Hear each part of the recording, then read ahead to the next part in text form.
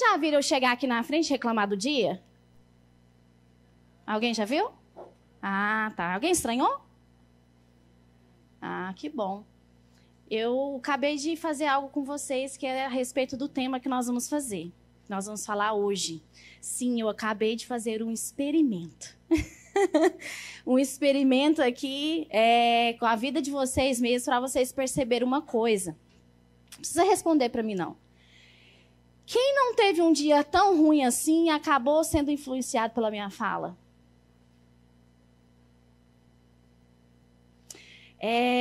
Essa noite nós vamos falar sobre sermos influência no mundo. Nós somos influenciados pelo mundo ou somos influenciados por Deus?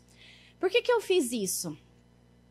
Tem um ditado, e eu acho incrível como os ditados populares, eu não sei se de forma proposital ou apenas coincidência, mas os ditados populares, eles têm, parece que o fundo, ou saem realmente da própria Bíblia.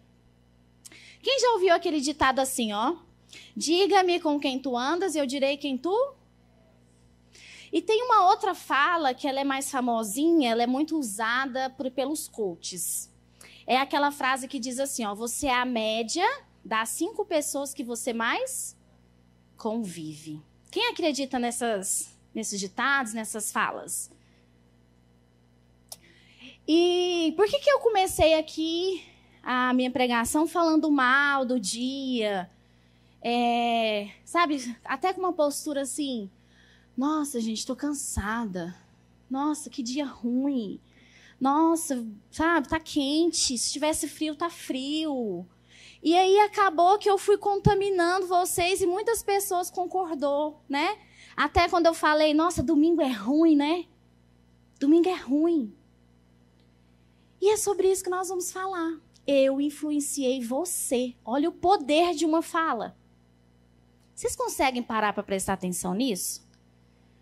Nayara, você está pregando ou você está dando uma palestra? Não, eu vou pregar, vou começar a pregar. Abre aí em 1 Coríntios 15, nós vamos ler o verso 33, depois nós vamos contextualizar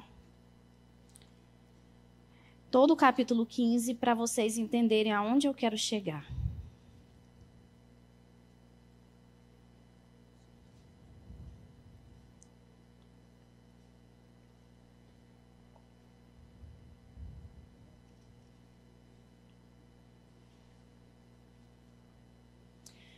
Primeiro Coríntios, capítulo 15, verso 33, diz assim.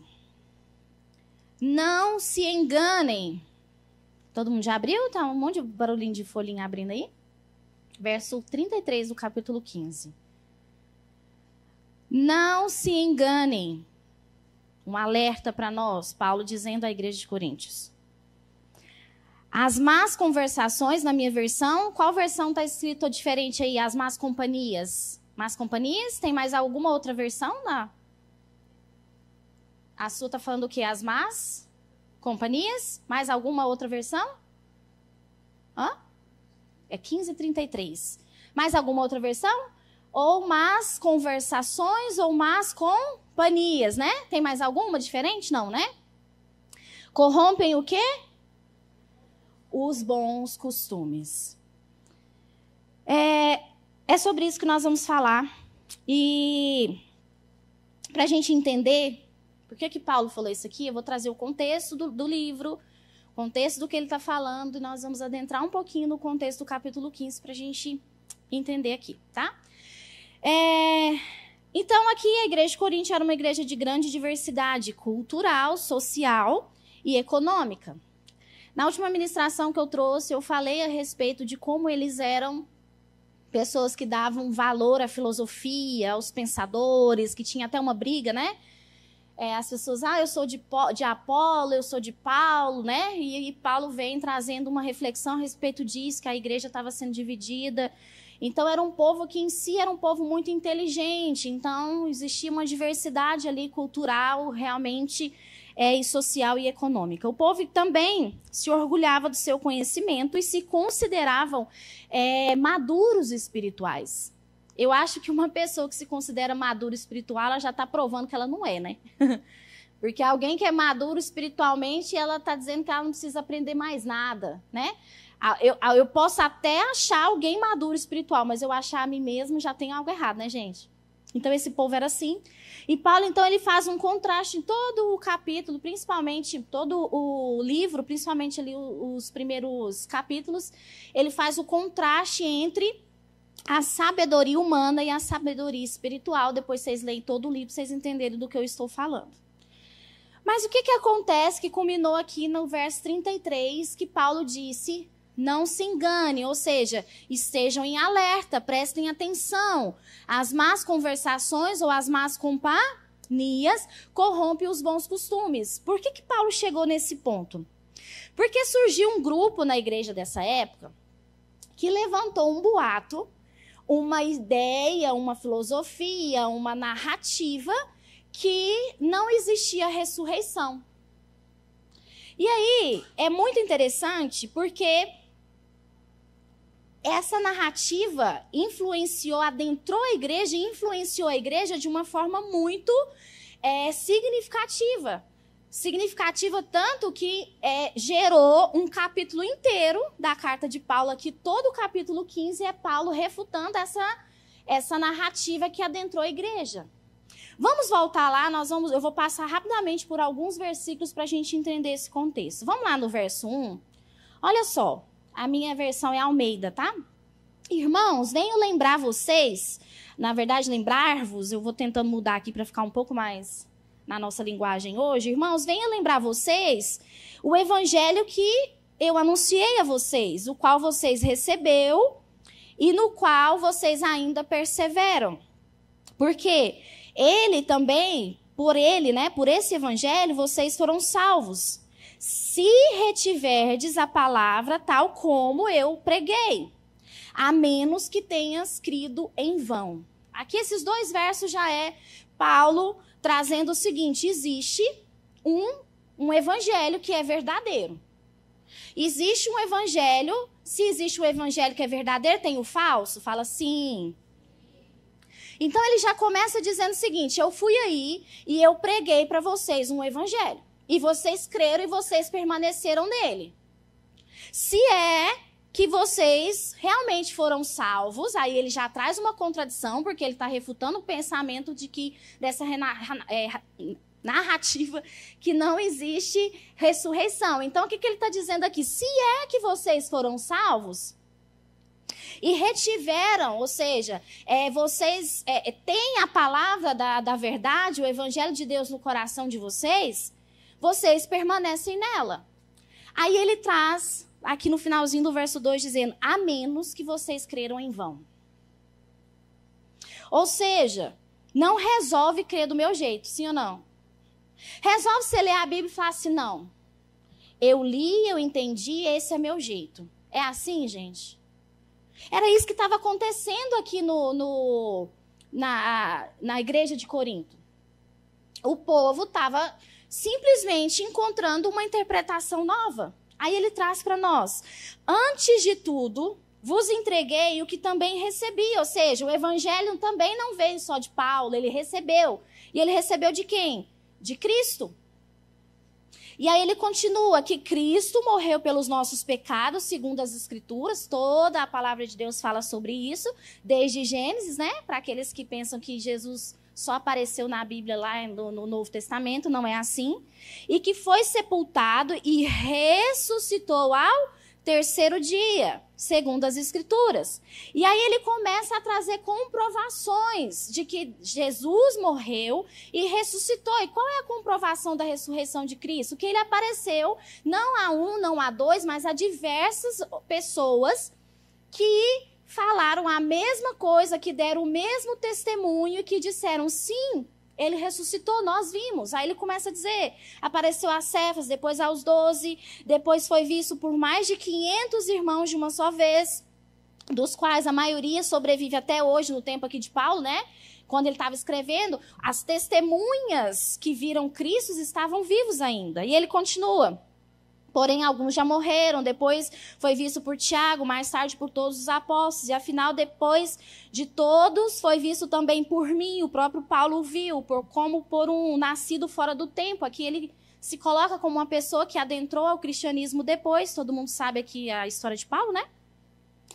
Porque eu sou o menor dos apóstolos que, mesmo não sendo digno de ser chamado apóstolo, pois persegui a igreja de Deus. Mas, pela graça de Deus, sou o que sou, e a sua graça que me foi concedida não se tornou vã. Antes, trabalhei muito mais do que todos eles, todavia, não eu, mas a graça de Deus comigo. Aí ele continua no verso 11. Portanto, seja eu ou sejam eles, assim pregamos e assim vocês creram. Qualquer pessoa que estava pregando ali na igreja de Corinto, estava pregando esse evangelho, o evangelho que foi entregue inicialmente para eles, o evangelho verdadeiro. Ora, o verso 12, se é correto, né, pregar-se que Cristo ressuscitou dentre os mortos, como, pois, afirmam alguns dentre vós que não há ressurreição de mortos? Aí agora ele começa a questionar. Olha que interessante. E se não há ressurreição de mortos, então Cristo não ressuscitou, né? Ele vai trazendo aqui um raciocínio lógico.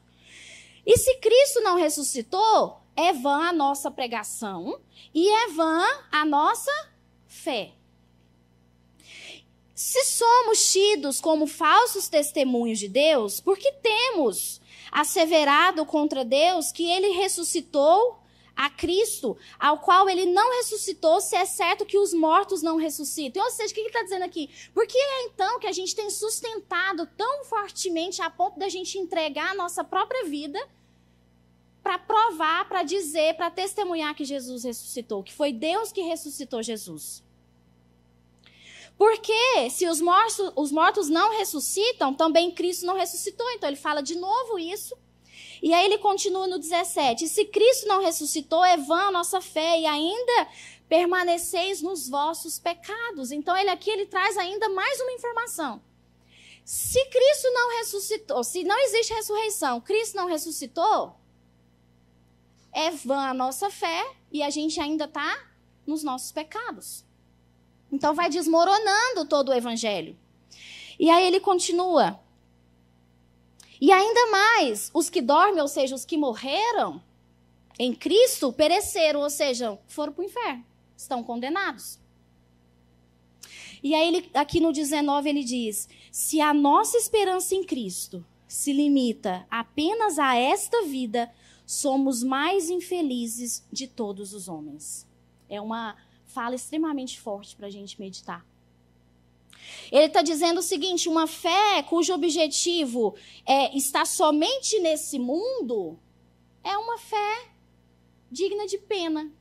Que fé é essa? Nota dó para o povo de Coríntios. E para nós também, né? Sim ou não? Então Paulo ele fica indignado e traz expressões claras que aquela doutrina não era o verdadeiro evangelho pregado por ele à igreja. Se não tem ressurreição, Cristo não ressuscitou, nossos pecados não estão perdoados, os que morreram estão no inferno, e nós somos os mais infelizes de todos os homens, porque nós cremos em uma coisa que é só terrena, na nossa vida é só terreno e depois nada vai acontecer, e agora a gente pode, ele fala aqui, vamos comer e beber, porque amanhã nós vamos morrer. Vamos fazer da nossa vida o que a gente quiser, porque se não tem ressurreição, então a gente pode esquecer tudo, e entregar os pontos e esperar a morte.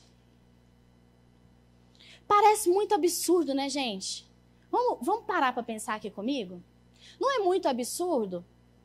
Um evangelho que foi pregado tão cheio de certezas, né? Tanto que foi aceito e esse evangelho é sustentado por Cristo até hoje. De repente, esse evangelho começa a se desfazer por uma narrativa. Uma coisa que alguém entra no meio do povo e começa a distorcer aquilo que é a verdade. Eu quero falar a respeito do poder que a opinião, ou a ideologia, ou a narrativa tem sobre nós.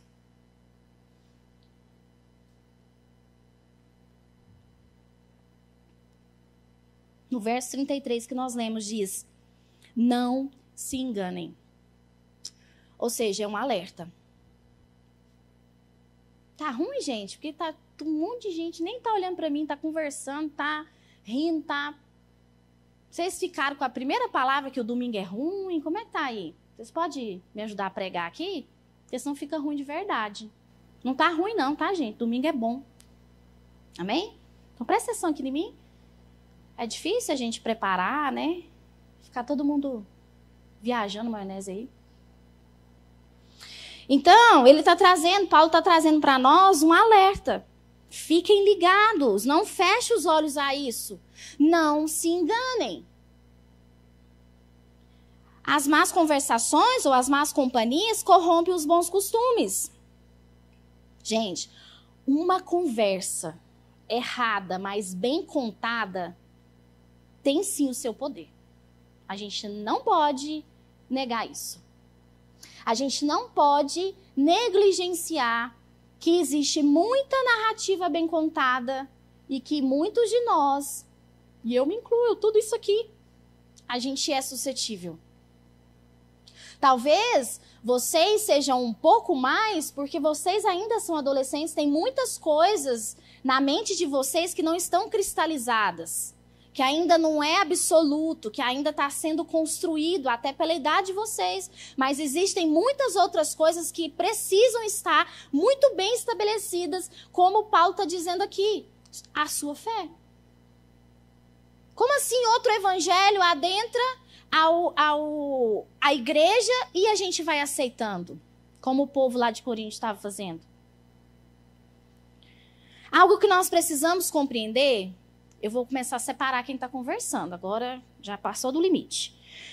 Por que nós estamos falando disso aqui? Por que Paulo, há tantos anos, nos alertou sobre isso e é um alerta muito importante para os nossos dias?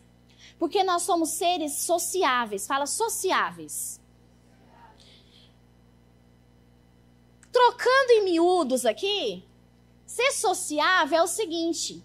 Cada encontro, cada momento que a gente tem com alguma outra pessoa, a gente leva um pouquinho dela e ela leva um pouquinho de nós. Então, no nosso dia a dia, independente do que nós estamos fazendo, nós vamos para a escola, nós ficamos em casa, a gente vem para a igreja, a gente vai para o trabalho, a gente anda no trânsito e nós vamos convivendo. E nessa convivência, a gente leva e entrega. Nós levamos do outro e entregamos um pouco do que é nosso. Isso é um resumo bem basicão do que é ser sociável. Um todo de tudo que nós ouvimos das pessoas e do que falamos, do que fazemos, daquilo que elas estão fazendo. A gente relaciona uns com os outros o tempo todo, sim ou não? Por mais que a adolescência hoje é uma adolescência mais isolada, você fica online. Você fica lá, ó, jogando pra cima, arrastando pra cima, arrastando pra cima. E ali tem um monte de gente se comportando, falando, gesticulando, que você está sendo influenciado por aquela situação. Você assiste um filme, você desperta para alguma coisa que talvez você não tinha pensado, não é assim? Parte daquilo que, segundo a teoria do escritor americano Jim Roth, sei lá o nome, jeito de falar, nós somos, então, a média das 5 pessoas com quem mais passamos tempo. E isso aqui me intriga um pouco. Acredito e também não acredito, vocês vão entender um pouquinho daquilo que eu quero trazer aqui. Em outras palavras, o meio que nós vivemos inevitavelmente influencia nossas ações, nossos pensamentos, nossos sentimentos, refletindo em todas as áreas da vida pessoal, profissional ou qualquer outra, né, convívio que nós temos. Então, nós vamos ouvindo coisas e nós vamos mudando. Nós vamos sendo influenciados nas decisões que nós tomamos, no que nós sentimos. Não é assim? Eu vou pegar no pé de vocês todo dia a respeito do parabéns agora. Virou um negócio que o parabéns é ruim. Eu tô encafifada com esse trem. Vocês têm vergonha do parabéns. E aí virou uma narrativa já no rádio, que parabéns é sem graça. Poxa vida, gente, vocês são brasileiros desde que vocês nasceram. Por isso vocês nasceram aqui e tornou brasileiro. Redundante? Sim. Mas é para lembrar de vocês. Vocês recebem parabéns desde que vocês nasceram, gente. Por que é ruim? Porque está sendo dito que é ruim. E aí a gente acredita. Sabe o que mais que a gente acredita? Sabe o que eu tenho birra? Quem aqui esse ano, janeiro, reclamou que janeiro estava grande demais? Levanta a mão. Não, sério, vai, fala aí. Tem coragem. Tenham coragem. Eu chego nas rodinhas em janeiro e tá todo mundo assim, nossa, janeiro é grande demais. Nossa, janeiro não acaba. Gente, é só porque a internet está falando que janeiro é grande? Você já para pra pensar nisso? Que a gente é influenciado por essas coisas? Gente, tá tão quente aqui, eu errei meu look, eu sei, alguém me ajuda? Tá 27.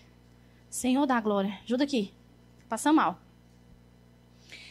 E aí a gente ouve que janeiro é ruim. Não é assim? E aí fica todo mundo igual papagaio de pirata.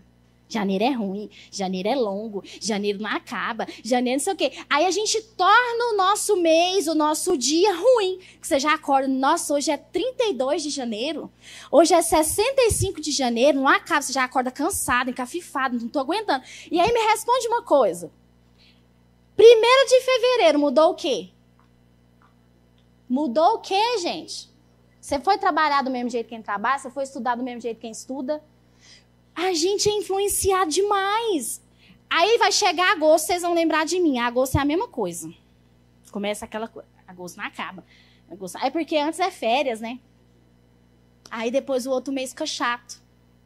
A gente só pode ter férias porque a gente trabalha. Você só pode ter férias porque você estudou. Aí você tem férias. As férias, na verdade, é um bônus. Quem aqui odeia segunda-feira? E a gente vai nessa. Aí a gente já chega domingo à noite. Ai, nossa, segunda-feira. Hein, que preguiça. Nossa, é segunda. Aí a gente fica na nossa vida esperando a sexta-feira, né? O famoso sextou. Inventaram o tal do sextou e todo mundo, hashtag sextou. Vocês não usam hashtag mais, né? Já foi. Sextou.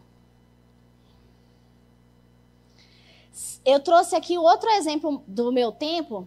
Se vocês tivessem isso, vocês saberiam o que eu tô falando. Mas se tem um negócio que o povo junta e reclama é fila de banco. Hoje ninguém vai em banco mais, né? Mas, gente, faz experimento. Esteja em algum lugar, assim, igual eu fiz hoje, começa a reclamar pra vocês verem.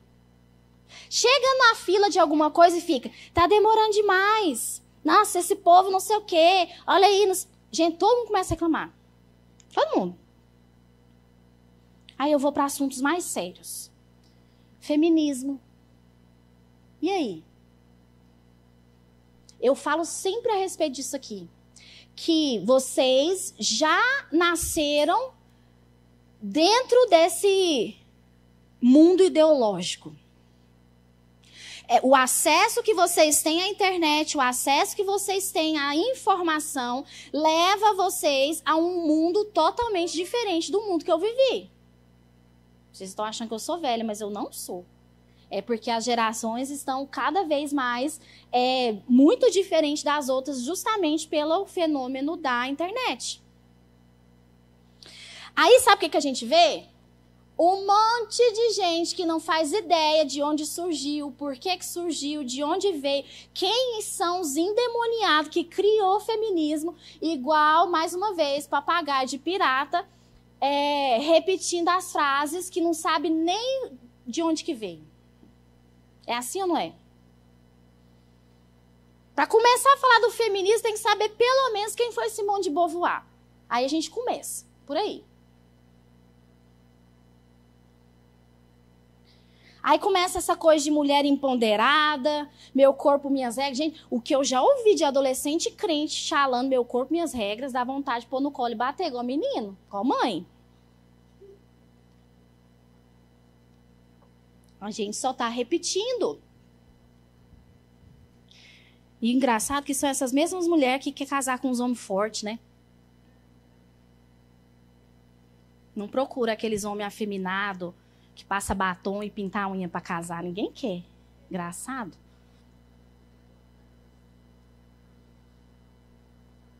Vamos adentrar mais um pouquinho? Ideologia de gênero. Sabe por que tem um monte de gente acreditando em ideologia de gênero? Deixa eu contar um fenômeno que vocês podem começar a prestar atenção. Gente, a adolescência é um momento onde vocês necessariamente precisam se sentir incluídos. Isso é um fator social de todo ser humano, tá? Vou chegar aqui na adolescência. Todos nós precisamos sentir que pertencemos a algo. O primeiro núcleo que nós pertencemos é a nossa família. O que acontece na adolescência? Inevitavelmente, e é saudável que vocês comecem a ter um distanciamento da família. Por quê? Aquela coisa de, ai, mamãezinha, papaizinho, não sei o quê, senta no colo, nananã, muito beijo, muito abraço, remete à infância.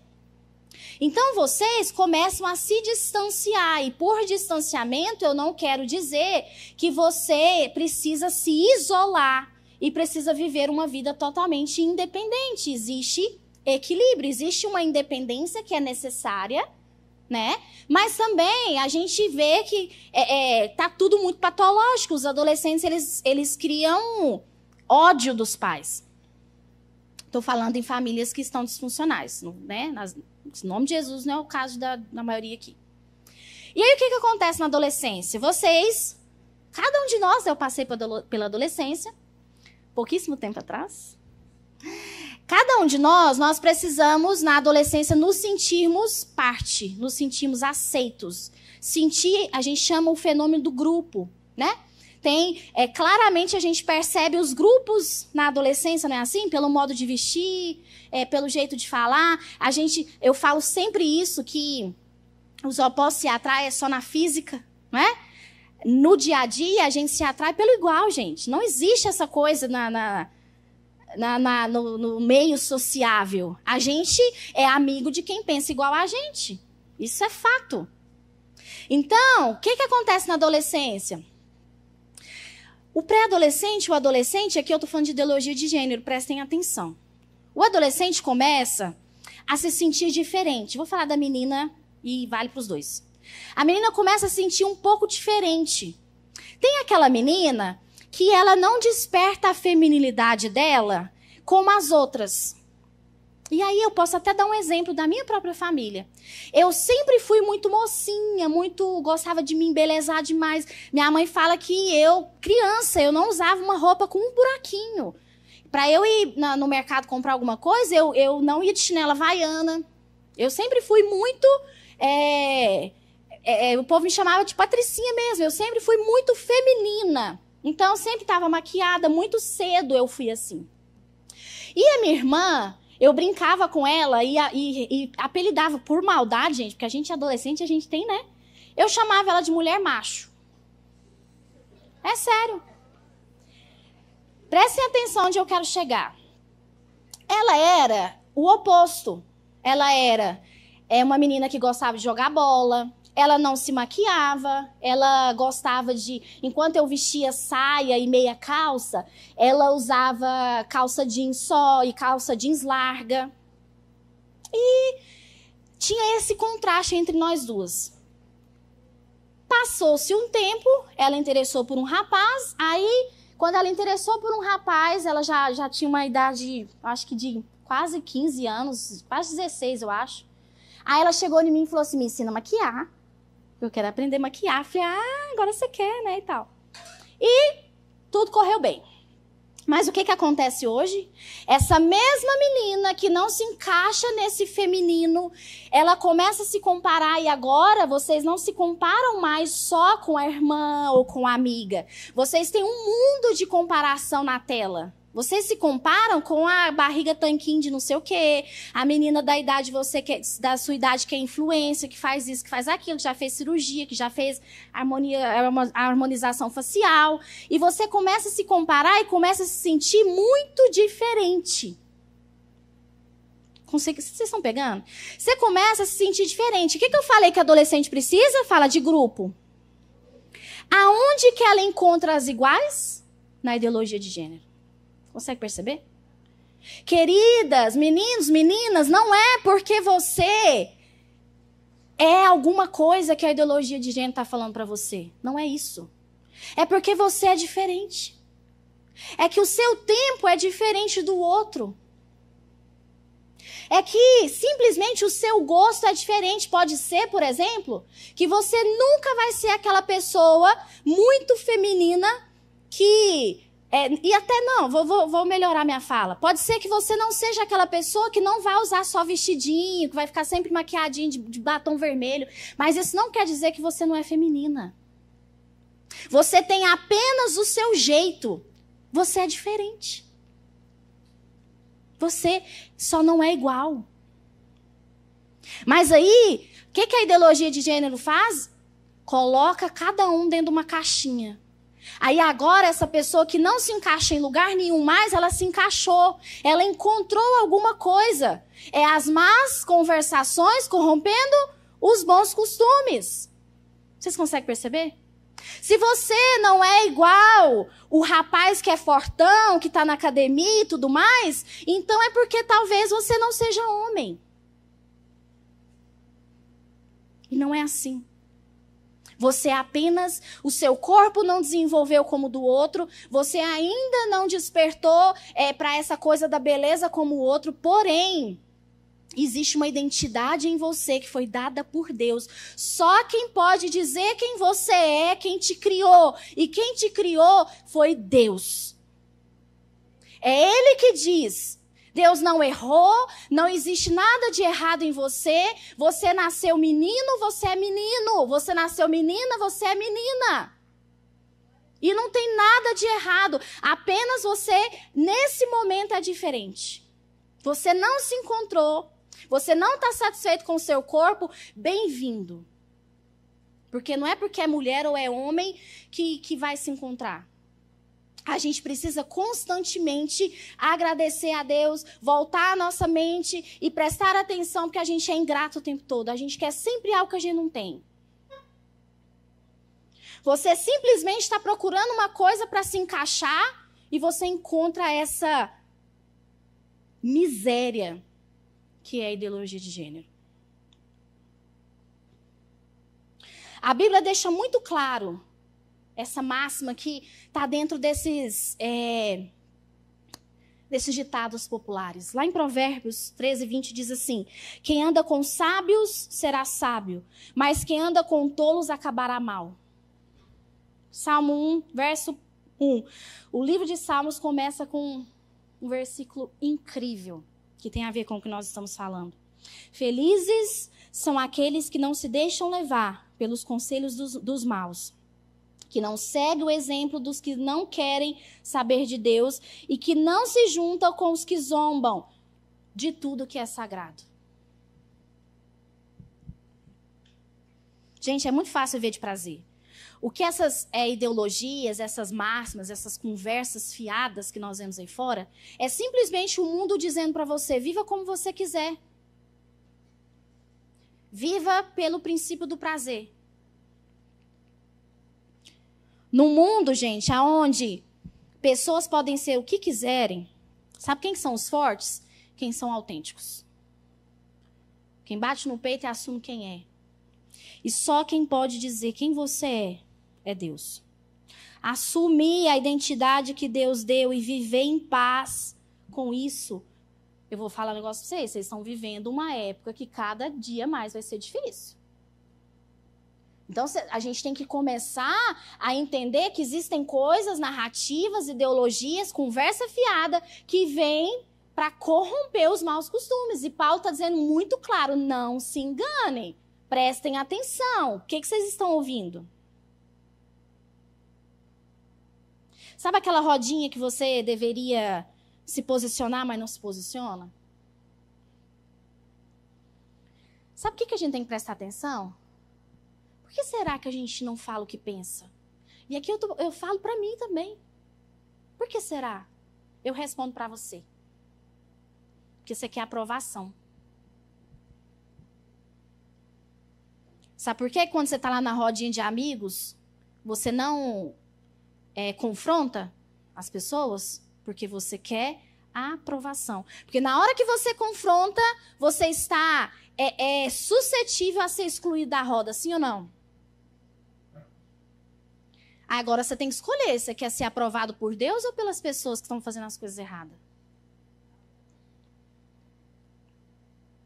Por qual motivo nós não queremos falar o que pensamos a respeito das coisas? Aí, sabe onde que a gente entra? Lá em Romanos 12:2. Sabe o que diz lá? Não vos amoldeis aos padrões deste mundo, mas transformai-vos pela renovação da vossa mente. Aí, quando a gente não fala, o que a gente está fazendo? Se tornando como o mundo. Tomando a forma do mundo. Lembra que eu falei para vocês que concordo com essa frase por um lado, mas também tem algo que eu quero trazer como reflexão para vocês? Até aqui, eu estou dizendo que as pessoas que nós convivemos nos influenciam. Sim ou não? Mas e Jesus, hein? Quem é o nosso modelo? Porque aí, você concorda comigo que a gente vai começar a pensar assim, ó. Então, beleza, quem anda com sábio fica sábio, quem anda com tolo vai virar tolo, então vão andar só com os sábios. Mas me fala aqui, quem que são os sábios? Os crentes? Quem está aqui dentro da igreja com você? São sábios? Qual que é a garantia que você tem disso? Adolescente que está vindo aqui, só porque ele vem na sexta e no domingo, é certeza que ele é esse sábio? Que ele é essa pessoa que é crente?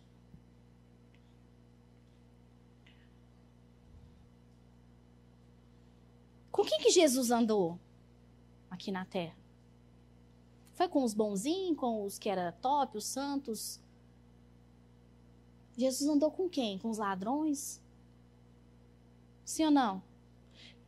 Presta atenção na listagem. Você pega uma hora e estuda o perfil de personalidade dos apóstolos. Você vai ver que era os fiozinhos de ouro que Jesus escolheu. Quando Jesus era visto conversando com prostituta, ia na casa de cobrador de imposto, que era ladrão, como que era isso? Jesus era influenciado por esse povo ou ele influenciava? E o que nós estamos fazendo enquanto cristãos? Nós dizemos que somos mini, né? Uma imagem ali refletida de Cristo. Que aí a gente pega... Tudo isso que eu falei antes é verdade, sim ou não? Mas nós estamos fracos demais, vocês não acham, não? E, gente, isso aqui me bateu. Primeiro, até foi o Felipe que falou na última pregação. Primeiro, a palavra fala conosco. Sabe o que eu disse? E eu fiquei meditando isso aqui. Eu falei, Senhor, tem misericórdia de mim.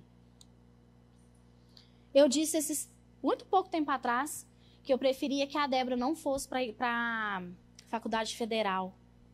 Porque os meninos crentes que vai para federal desanda tudo. Parabéns pro meu pensamento, hein? O que a gente está fazendo? A gente está criando um mundo paralelo. Vamos andar só com crente agora.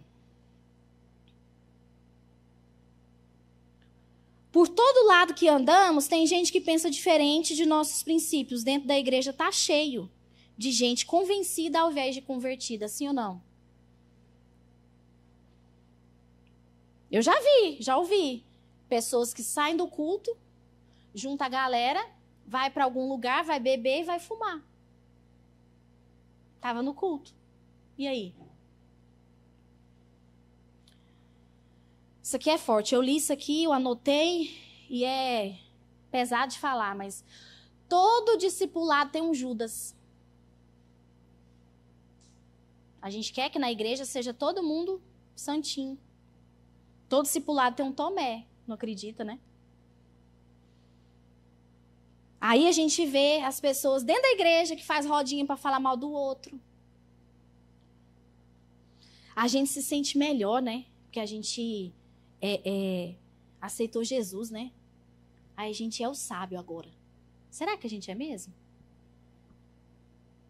Mas deixa eu falar uma coisa para vocês. Existe uma ordem que está invertida. Sabe o que está acontecendo hoje? Somos nós, cristãos, que estamos fugindo das coisas do mundo. Quem tem que envergonhar quando você chega na roda não é você, são seus colegas. Porque a Bíblia diz que é a luz que dissipa as trevas. A gente está querendo andar na rodinha de pessoas que é crente.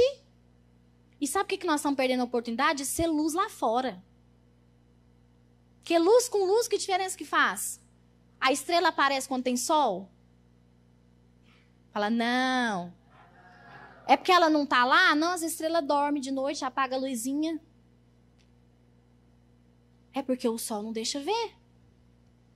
Sabe o que a Bíblia diz para nós? Que é a igreja que arrebenta as portas do inferno. Você já parou para pensar nisso? A gente está aqui escondidinho, com medo de Satanás vir pegar a gente. É o sal que dá sabor aos alimentos. E aí a gente está invertendo a soma. A gente está invertendo os fatores. Invertendo a ordem. Eu coloquei aqui pais com medo dos seus filhos estudar na federal porque vão desviar. Que tipo de fé é essa que a gente tem?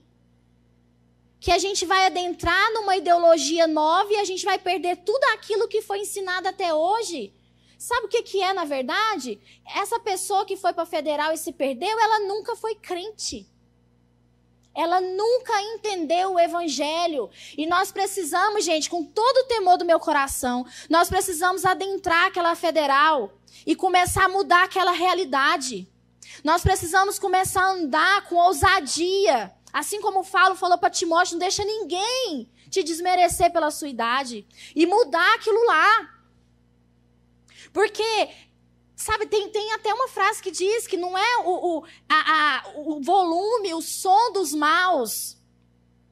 O problema está no silêncio dos bons. E aí a gente está deixando a narrativa esquerdista aí, ó, tomar conta das esferas da sociedade e a gente está cada dia mais se calando. Eu vou usar a licença, Felipe, eu vou usar o exemplo do Felipe. O Felipe, com o estilo dele, com o que ele gosta de fazer, ele tá lá no meio dos skatistas e ele conta para nós. É ele filmando, fazendo evento e o povo usando droga em volta dele. Agora presta atenção. Ele chama os caras para vir assistir culto quando ele vai pregar. A marca dele, gente, procura saber da marca do Felipe. Ela leva o nome de Cristo em lugares que a igreja não vai. Os caras lá, ó, fumador de maconha, usando. Deus está no controle, na camiseta. Agora deixa eu falar um negócio para vocês. Não é chamado para qualquer um, tá? Prestem atenção. Daqui a pouco vocês vão começar aí no próximo carnaval a juntar a rodinha, vamos evangelizar no carnaval, vamos nas boates. Porque agora a Nara falou que nós temos que ser igual a igreja arrebentando as portas do inferno. Não é chamado para qualquer um. Não é. Deus tem um chamado para cada um. Vai pensar que você é com a sua idade ou com, às vezes, o poder de influência. Pensa só comigo. Alguém que já foi usuário de droga, pode ir lá fazer o que o Felipe faz? Qual a chance dele não lá fumar também? Mas isso me incomodou. Nós temos que começar a mudar os ambientes. Nós temos que ser influência e não ser influenciado. A Bíblia fala de pessoas que têm ânimo dobre. Quem já ouviu essa passagem lá de Tiago? Diz que o ânimo dobre quer dizer que é alguém que tem uma fé duvidosa. Uma pessoa fingida que vai pelo que mais lhe convém. É o crente 007. As pessoas lá da sua sala sabem que você é crente? Que você não faz certa...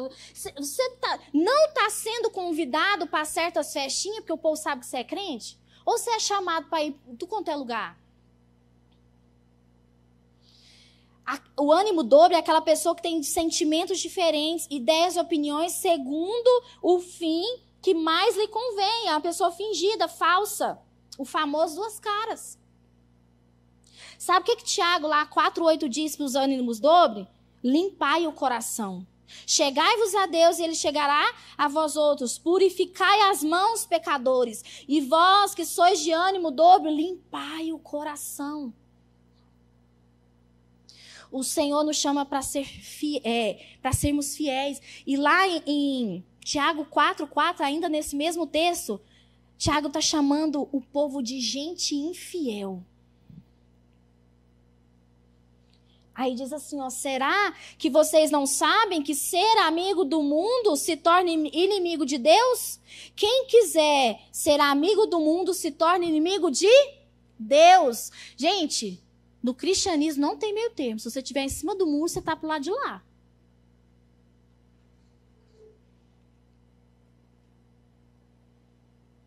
Mais uma coisa que o Felipe citou na última pregação, sexta-feira. Coram Del. Nós vivemos diante da face de Deus. Nós precisamos começar a entender que a igreja talvez não está fazendo o papel dela, porque nós estamos sendo crente infiel. Lá na sua escola, você precisa começar a mudar aquela atmosfera lá. Você precisa começar a ser conhecido pelo crente. Você precisa ser aquela pessoa que quando a coisa aperta, alguém te liga ou te chama para orar. Você precisa ser aquela pessoa que quando chega na roda todo mundo cala. Tá falando mal de você? Não, tá falando coisa que não pode. Pecado. Nós precisamos mudar tudo isso que está acontecendo. Ah, Nayara, mas se a gente começar a fazer isso, nós vamos ser perseguidos pelos professores na escola. É o preço que paga. O que a Bíblia diz? Que nós temos que achar motivo de alegria sermos perseguidos por causa do Evangelho. A igreja brasileira, gente, precisa aprender muito o que é, sabe, fazer sacrifício. Tá cheio de gente fazendo sacrifício por ideologias e filosofias baratas, que não vale de nada, que não tem nenhum poder de transformação de vida, nenhum poder de salvação, nenhum poder de convencimento, nenhum poder de transformação de vida, nem nada. E as pessoas batem no peito, veste camisa, levanta bandeira, vai na frente e grita e fala. E nós, igreja, gente, nós estamos fazendo o quê?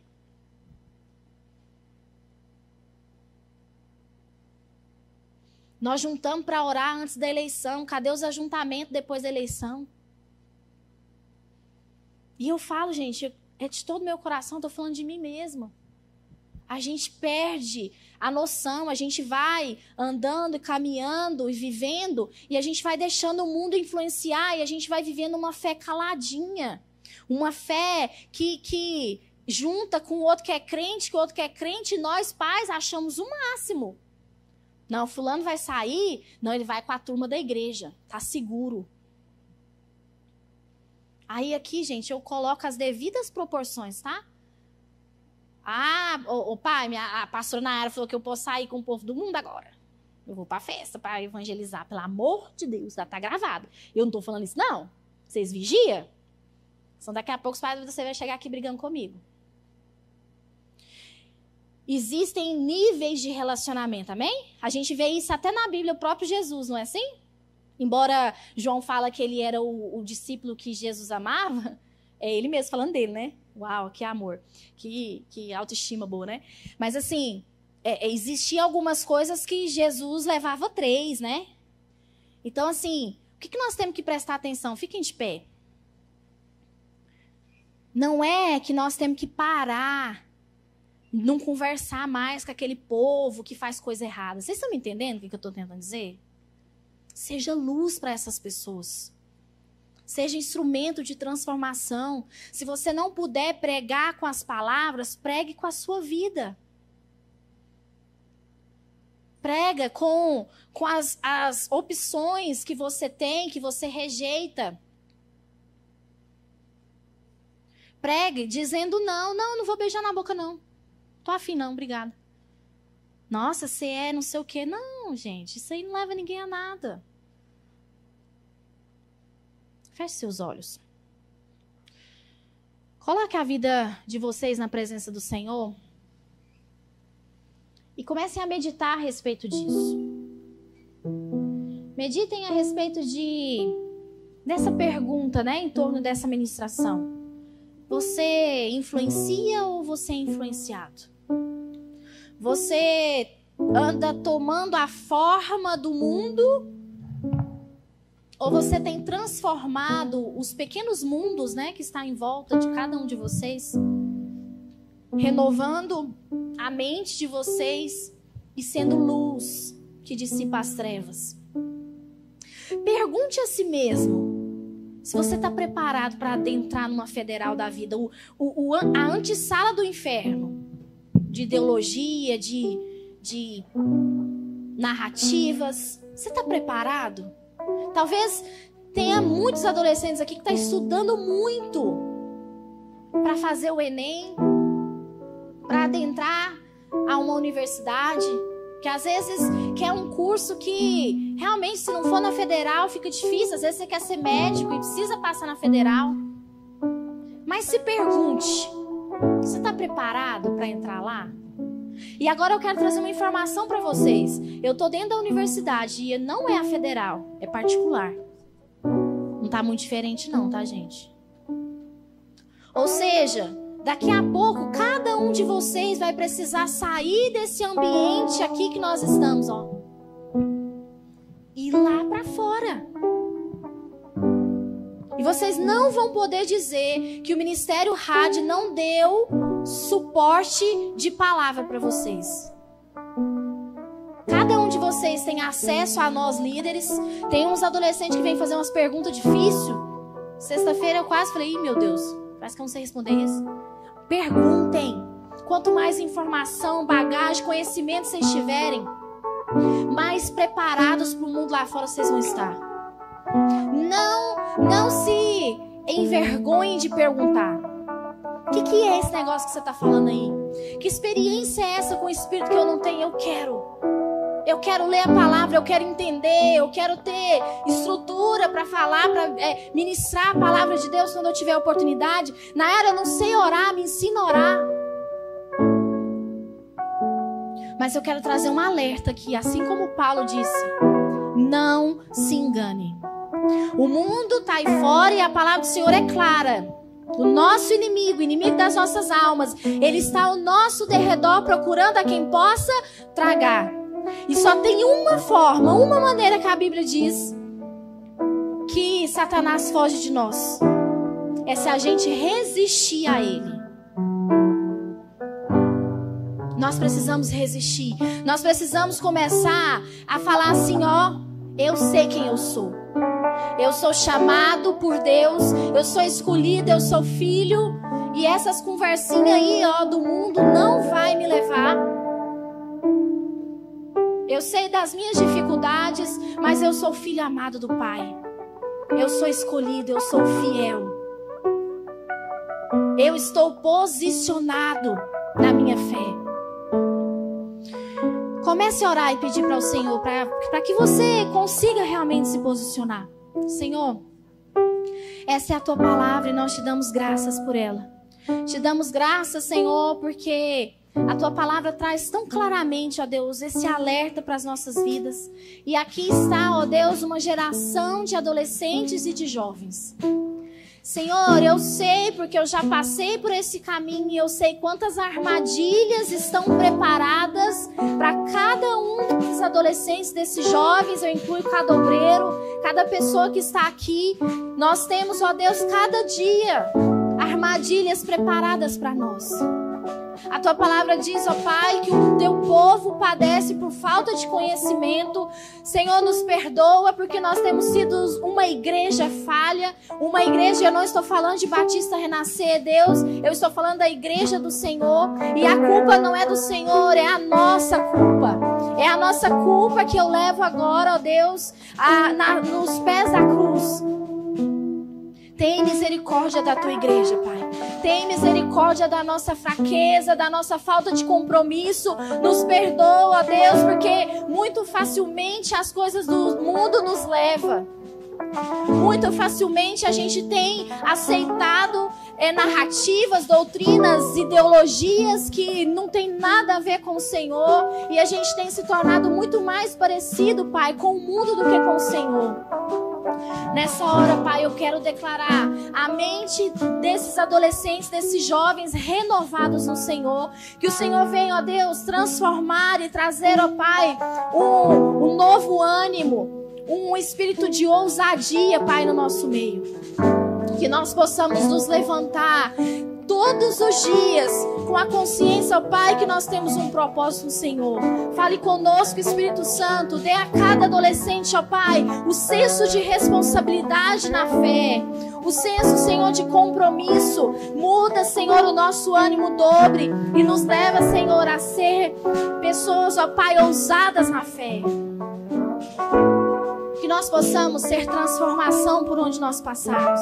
Que cada adolescente, ó Pai, que estão se preparando para vestibular, se preparando, ó Deus, para uma nova etapa da vida, os jovens que já estão adentrando, Senhor, as faculdades, eles possam ser chamados do Senhor neste lugar. Que eles possam ser transformação, que eles possam ser, ó Deus, aqueles pelos quais são conhecidos porque são fiéis a Ti. Eu oro, Senhor, nessa noite, para que toda narrativa do inferno que adentrou os corações e que tem gerado frutos, Senhor, de morte, caia por terra em nome de Jesus. Que o Senhor, ó Pai, renove a identidade, renove, Senhor, a certeza do Teu amor, da Sua paternidade, e que cada adolescente, ó Pai, toma consciência de quem é em Ti. Assim eu oro e declaro a vida de Deus, a ousadia do Espírito Santo nas nossas vidas, no nome de Jesus. No nome de Jesus, amém? Glória a Deus, vocês estão aí?